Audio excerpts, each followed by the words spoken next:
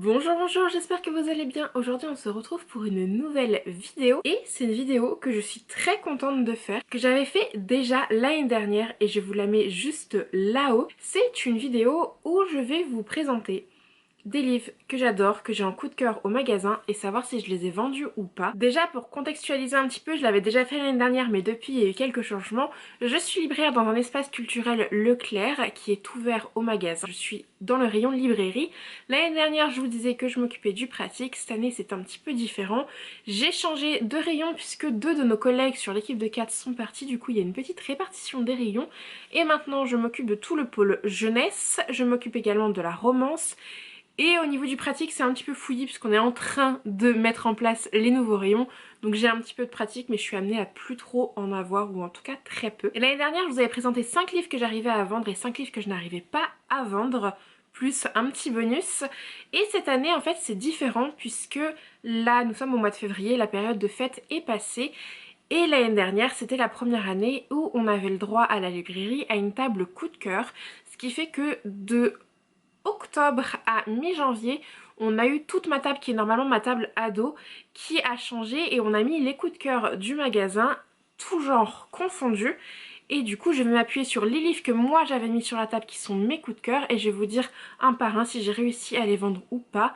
Pourquoi ou pas quand je le sais ou quand je pense savoir. J'ai une énorme sélection de livres devant moi. Un format de vidéo que j'avais énormément aimé l'année dernière parce qu'en plus je me pose des questions par rapport à mon travail et du coup j'avais vraiment adoré faire ça et je trouve que cette année, d'autant plus que j'ai un vrai support avec la table coup de cœur qu'on a eu, je trouve ça d'autant plus intéressant et on va commencer tout de suite. Je vais commencer par catégorie puisque notre table coup de cœur était faite un petit peu par catégorie. On avait d'abord les albums pour les enfants, puis les lectures plutôt 8-12, puis l'ado.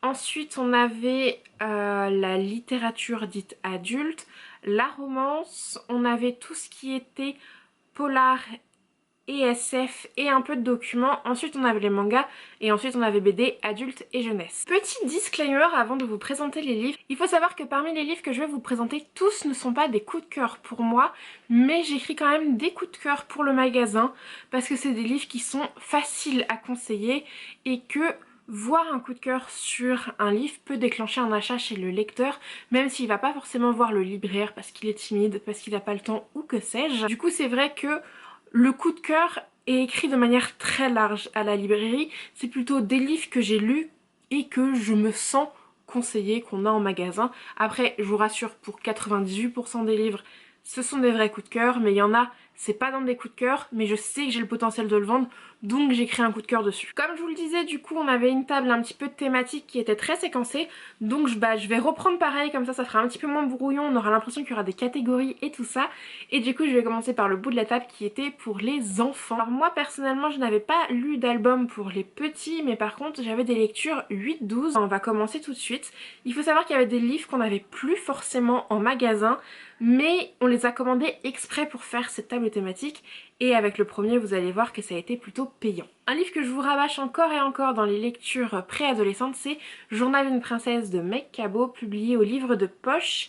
Alors maintenant ça s'appelle Le Journal de Mia et c'est chez au livre de poche également en poche. Pour le coup lui on l'avait plus en magasin parce que c'est une saga qui est très vieille, je crois que le premier tome date de 2001 même s'ils ont tous été réécrits il y a 4 ans à peu près. Mais du coup on ne l'avait plus au magasin parce qu'on la vendait plus et avec une de mes collègues on l'a lu, on s'est dit tiens pour le 8-12 ça pourrait être sympa et du coup on l'a recommandé, on a tout vendu. Tout simplement. Le conseil est extrêmement facile à faire, c'est du contemporain, on va suivre Mia qui est une jeune adolescente new-yorkaise qui va découvrir du jour au lendemain qu'elle est princesse d'une petite principauté en Europe et du coup on va suivre tous ses déboires entre son rôle de princesse, peut-être future reine de la principauté, tous les problèmes ou non qu'elle peut avoir au lycée, les amitiés, les premiers amours, tout ça. Donc on va suivre sa vie sur 11 tomes et demi parce qu'il y a un 12 tomes, 11 plus un tome où il y a 3 nouvelles dedans il me semble. Et du coup étonnamment on a vraiment réussi à le vendre alors que il commence à se faire vieux, que c'est pas forcément la thématique la plus en vogue,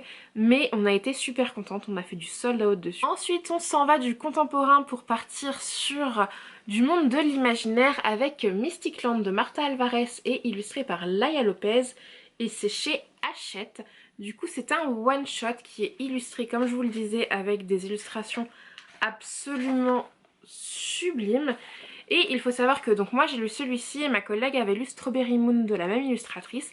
Les deux étaient sur la table coup de cœur et les deux se sont extrêmement bien vendus. Parfois on arrivait même à vendre les deux aux mêmes personnes et ça c'était très chouette. Donc celui-ci a bien marché et pour le coup celui-ci n'est pas forcément un coup de cœur pour moi.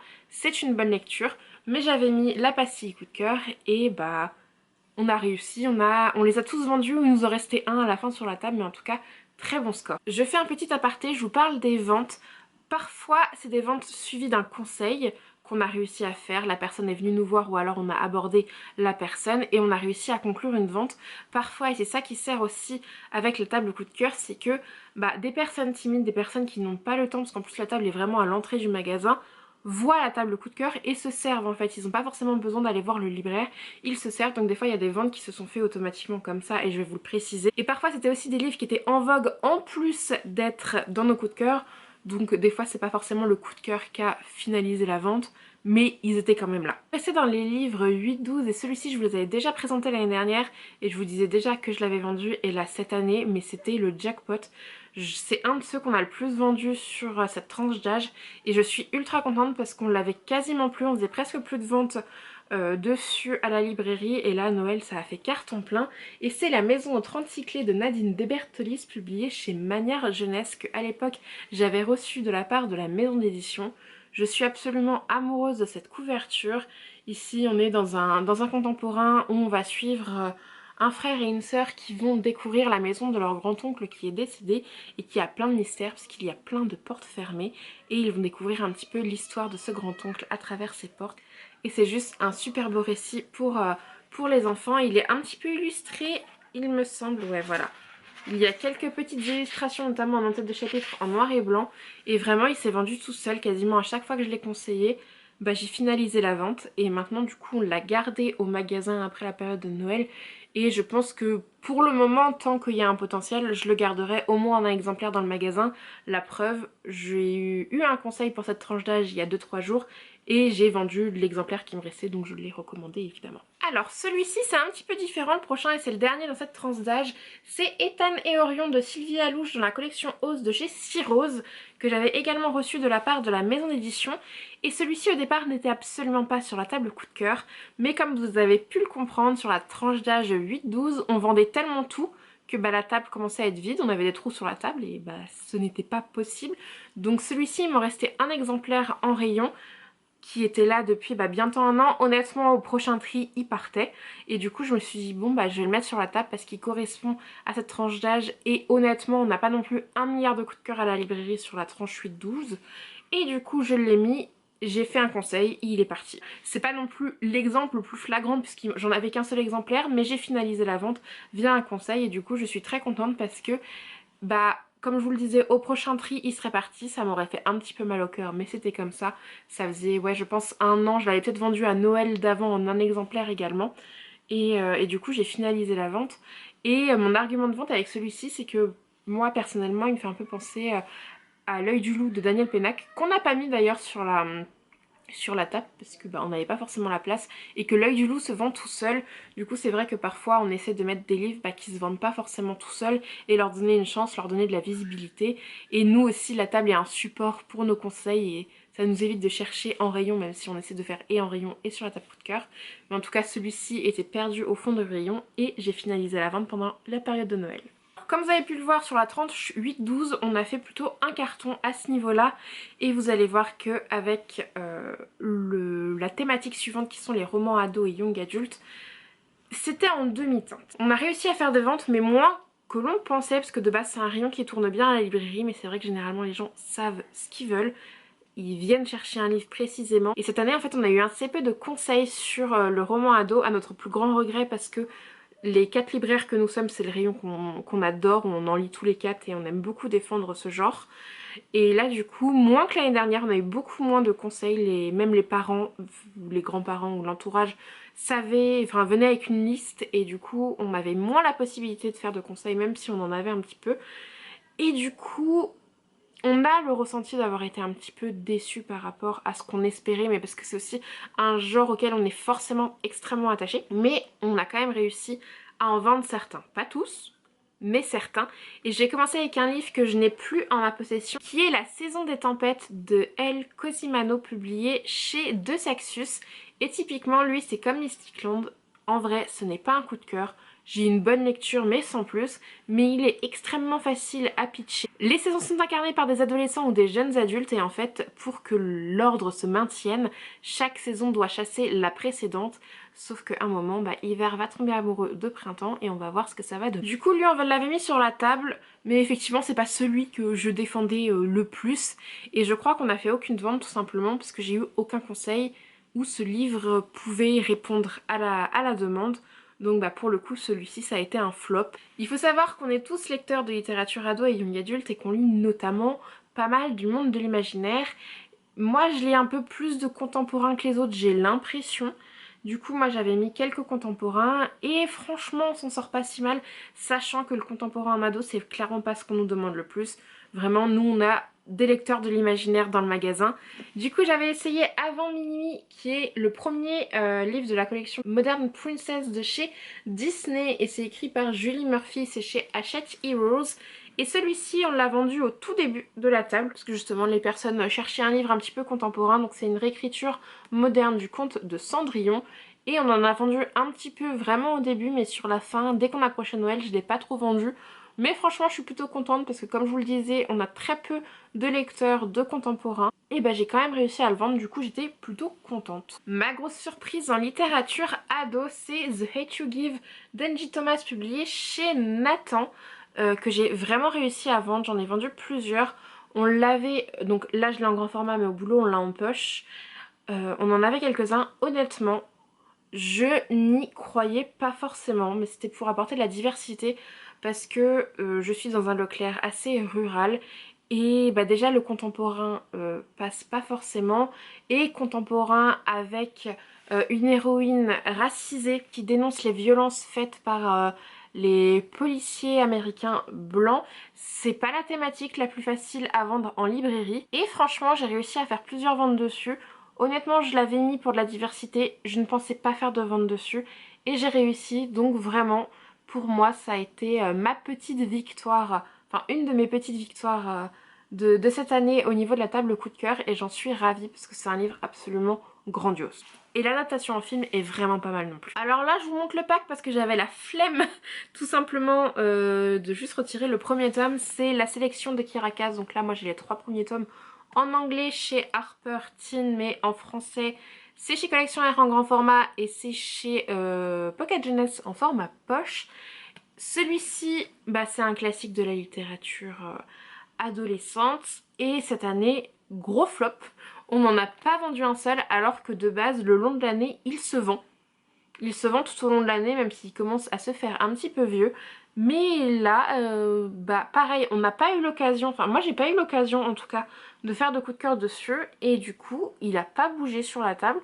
Chose un peu dommage parce qu'effectivement on le vend le reste de l'année, donc un peu triste de le vendre tout le long de l'année et pas à Noël, même si c'est très bien de le vendre le reste de l'année, mais c'est vrai que quand on essaie de le défendre à Noël et qu'on le vend pas, il y a un petit goût d'inachevé quand même. Celui-ci, je suis plutôt contente, et d'ailleurs j'attends le tome 3 qui est un spin-off de mon personnage préféré avec une grande impatience. C'est La Carte des confins de Marie Replin, publié chez Pocket Jeunesse. C'est un livre que j'ai eu l'occasion de lire avant sa sortie, que ce soit le tome 1 et le tome 2, puisque la maison d'édition me les avait gentiment envoyés à chaque fois. On fait pas non plus des ventes de dingue toute l'année, mais on le vend un petit peu.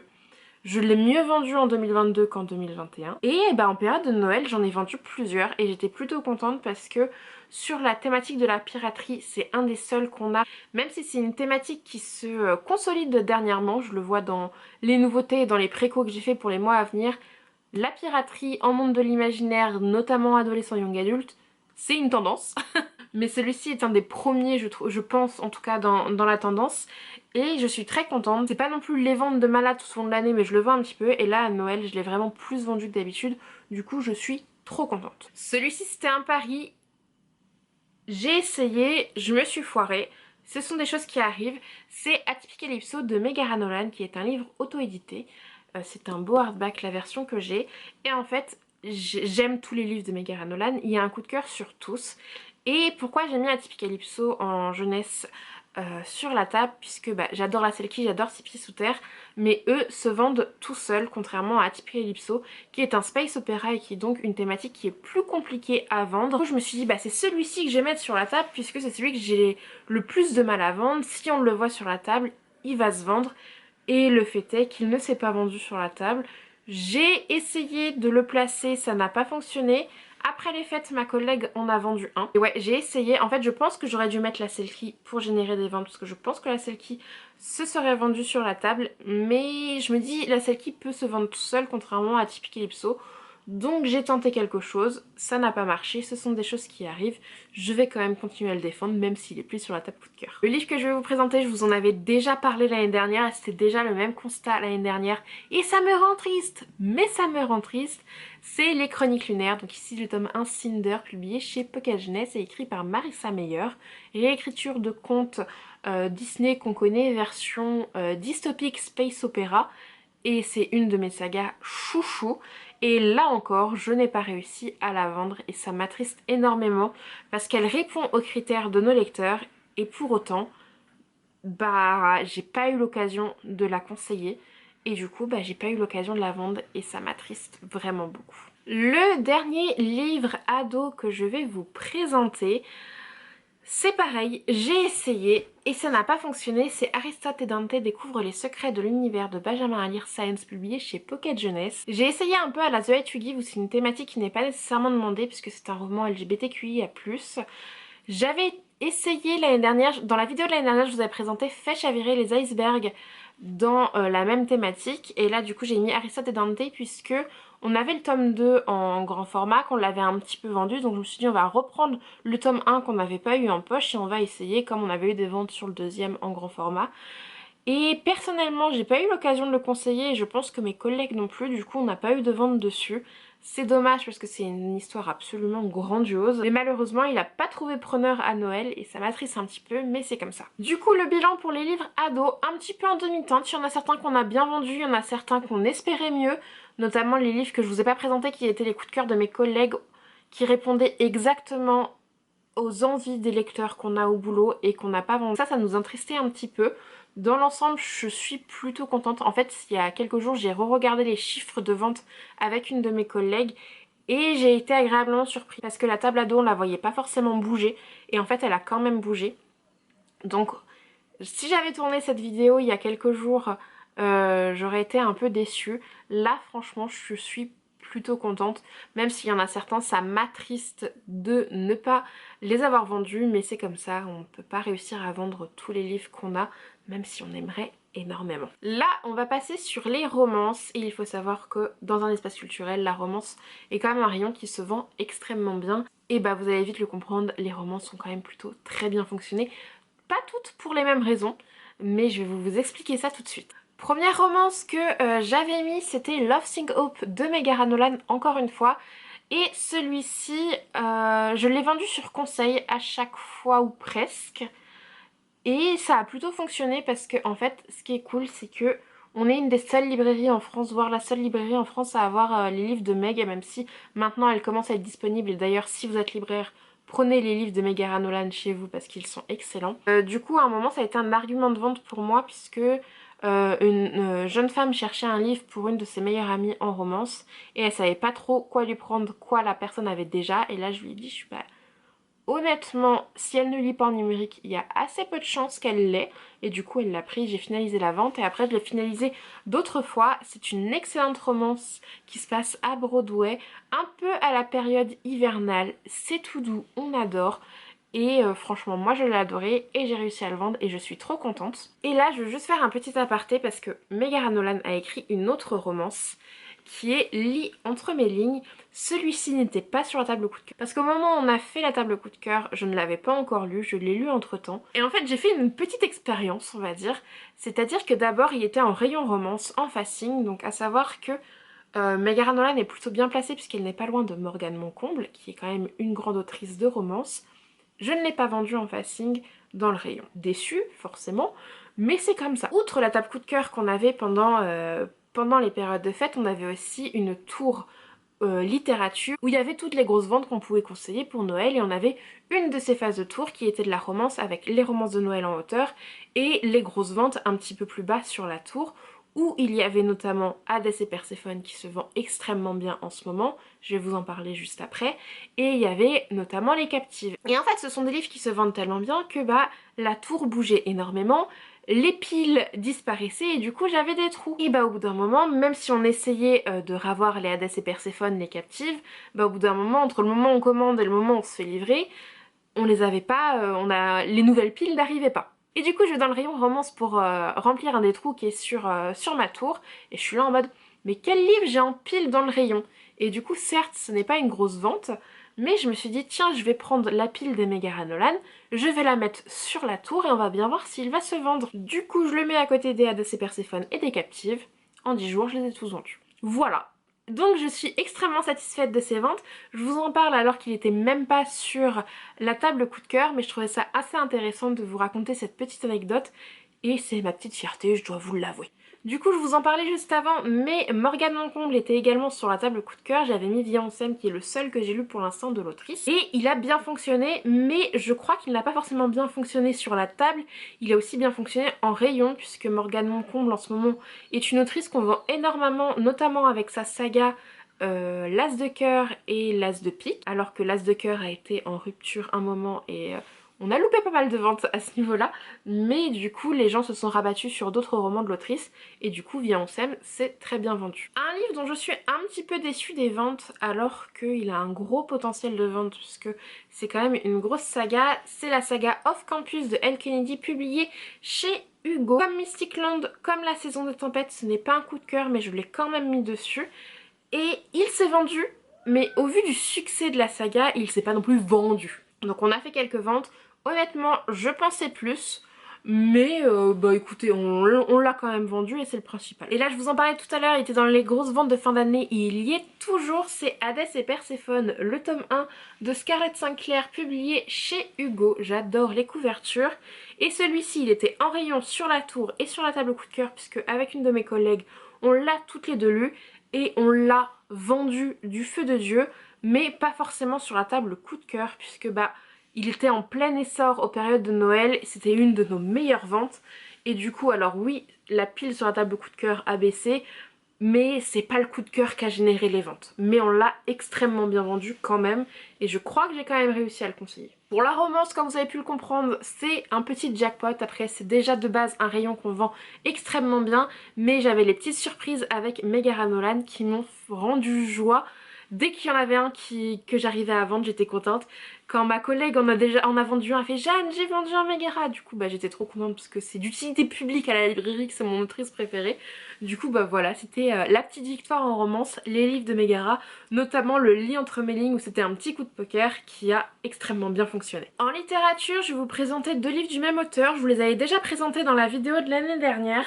C'est Les crayons de couleur et l'algorithme du cœur de Jean-Gabriel Cos, chez J'ai lu, chez Flammarion, mais maintenant il existe chez J'ai lu en poche. Je les ai vendus mais pas si bien que ça, je crois que à l'inverse de l'année dernière, cette année j'ai plus vendu l'algorithme du cœur alors que l'année précédente j'avais plus vendu les crayons de couleur. C'est un bilan un petit peu en demi-teinte mais c'est des livres qui commencent à dater et en fait on n'a pas forcément énormément de coups de cœur en littérature adulte contemporaine. Donc il faut qu'on en lise un petit peu plus à la librairie. Donc j'avoue j'ai recyclé déjà ceux qui étaient là depuis 1 ou 2 ans. Et ça a marché mais c'était pas non plus la dinguerie. Ensuite Les mots entre mes mains de Guinevere Glassford publié chez Prélude. C'est un coup de cœur pareil qui est assez vieux que j'avais gagné à un concours Gibert à l'époque où je travaillais, j'habitais à Paris. Et celui-ci, j'en ai pas vendu un seul. La thématique est un petit peu plus compliquée. On est sur une fiction romancée de la vie de René Descartes. Et moi perso, je l'adore, mais j'ai pas eu l'occasion de le vendre. Et c'est clairement pas un livre qui se vend tout seul. Actuellement, on l'a quand même gardé en rayon parce que j'arrive à le vendre 1 ou 2 fois dans l'année. Mais à Noël cette année, j'ai pas réussi. Toujours en littérature adulte, Le Gang des rêves de Luca Di Fulvio publié chez Pocket. Je crois que j'ai plutôt bien réussi à le vendre, pourtant je n'ai pas fait de conseils, je crois qu'il est parti tout seul avec le coup de cœur, mais celui-ci je suis plutôt contente. Pareil, c'est un livre qui commence un petit peu à dater, Mais pour autant, il est absolument incroyable et je crois qu'il est parti, mais pour le coup, il n'y a que le coup de cœur qui a fait son effet, il n'y a pas la libraire. Il me reste un seul en littérature contemporaine, c'est Parce que je t'aime de Guillaume Musso, publié chez Pocket dans une très vieille édition celle-ci. Je suis pas très fan de la couverture d'ailleurs. Celui-ci s'est très bien vendu, mais je suppose qu'il s'est très bien vendu parce que le nom sur la table était assez connu, Guillaume Musso, tout le monde le connaît. Je vous rappelle, on est dans un hyper, donc c'est le genre d'auteur qu'on vend extrêmement bien dans un hyper. Et perso, je crois que je l'ai conseillé une fois, mais en fait il s'est vendu tout seul sur la table coup de cœur parce qu'on voyait la pile baisser, mais je le conseillais pas forcément, c'est juste les gens devaient être intrigués par et c'est du Musso, un auteur qu'on connaît et il y a un coup de cœur dessus. Du coup ça a généré les ventes, mais personnellement j'ai une fois, ouais vraiment il me semble une seule fois, j'ai dû le conseiller. Je sais même plus si j'avais finalisé la vente au final, mais du coup il s'est très bien vendu, mais honnêtement je pense que le nom de l'auteur a pas mal joué. Ensuite on n'avait que 2 documentaires non-fiction sur la table parce que c'est pareil, à la librairie c'est pas ce qu'on lit le plus. On avait du coup Passion de Grand Corps Malade publié chez Point, qui est un livre que j'aime d'amour. On le vendait plus trop à la librairie, mais j'ai toujours voulu qu'on en garde au moins un exemplaire en rayon parce que quand on nous demande de la non-fiction, bah, il est assez facile à commander et on l'a extrêmement bien vendu sur la table de Noël. On a fait du réassort dessus tellement on le vendait bien, chose que je ne pensais pas. Je l'ai un petit peu conseillé, mais clairement c'est pas moi qui ai généré toutes les ventes. Les gens ont été curieux, ils l'ont pris tout seul et je suis super contente parce que c'est un récit absolument grandiose sur la reconstruction de Grand Corps Malade après son accident qui a fait qu'il était devenu tétraplégique. L'autre document qui était sur la table, et je l'ai lu cet été, c'est Toujours plus, plus égale plus de Léna Situation, publié chez Robert Laffont. Il faut savoir que ce livre, quand il est sorti, ça a été un de nos plus gros best-sellers. On le vendait tout le temps, on était en rupture, on n'arrivait pas à le revoir.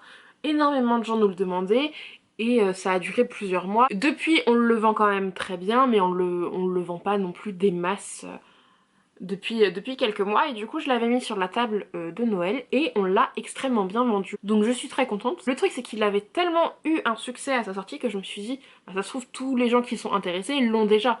Donc c'était un petit coup de poker on va dire, même si c'était en même temps une valeur sûre.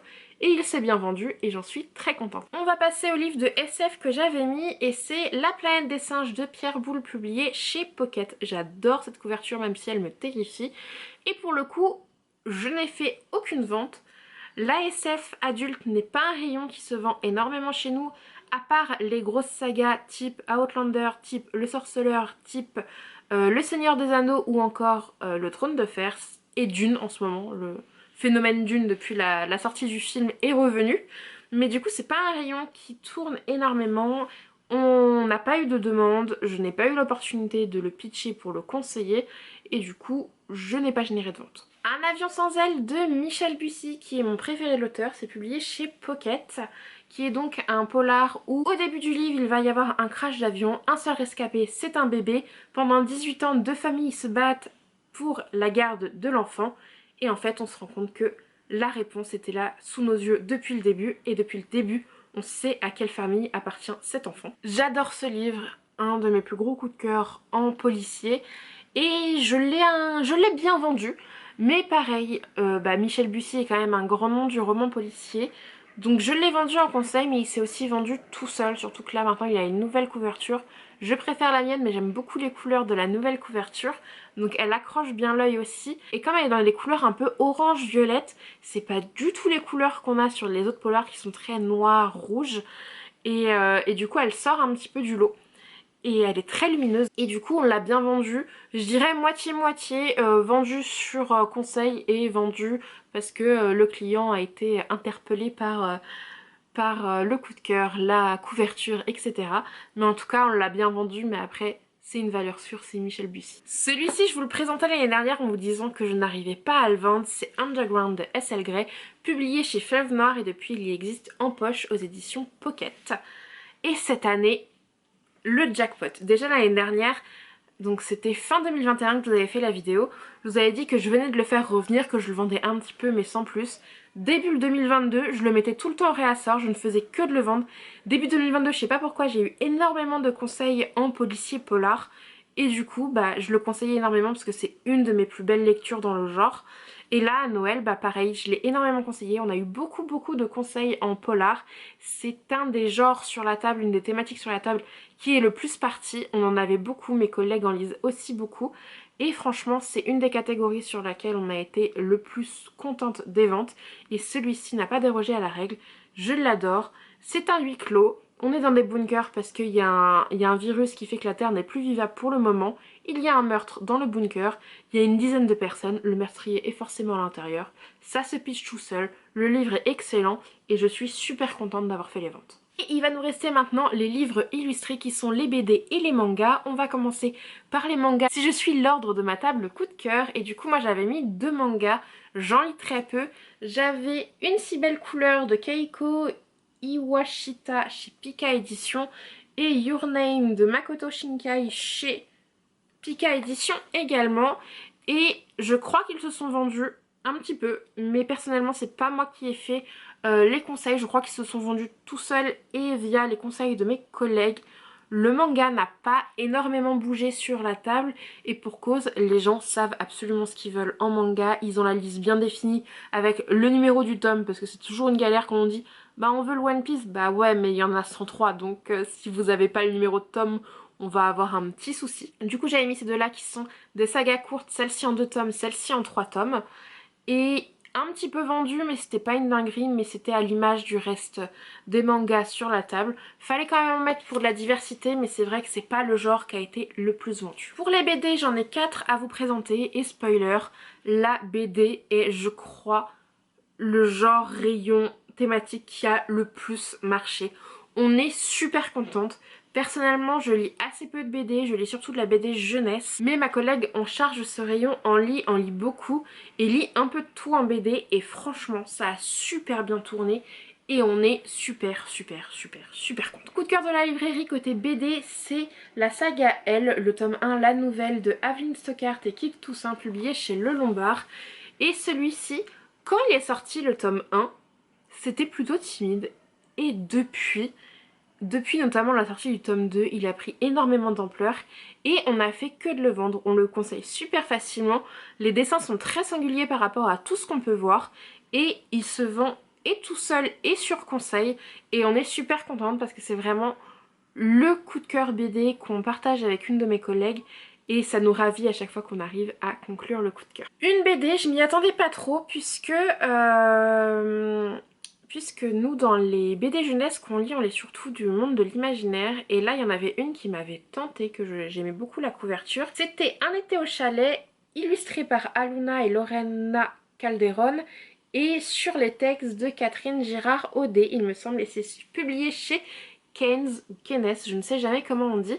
Et du coup c'est un petit récit contemporain, on va suivre cette jeune fille tout un été et on va voir les amitiés qu'elle va faire, premier amour et en même temps déception. Et c'est une très jolie BD qui se lit extrêmement vite, qui est assez courte, presque trop courte à mon goût. Et c'était un petit challenge parce que au départ, quand elle est sortie, j'étais la seule vente de cette BD. Elle s'est pas très bien vendue et en fait on s'est rendu compte que sur la table BD, on avait beaucoup de monde de l'imaginaire et du coup on s'est dit bah tiens on veut aussi un petit peu BD jeunesse je parle.